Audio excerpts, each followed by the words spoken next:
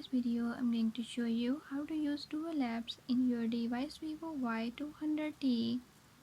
In this video, I'm going to show you how to clone applications.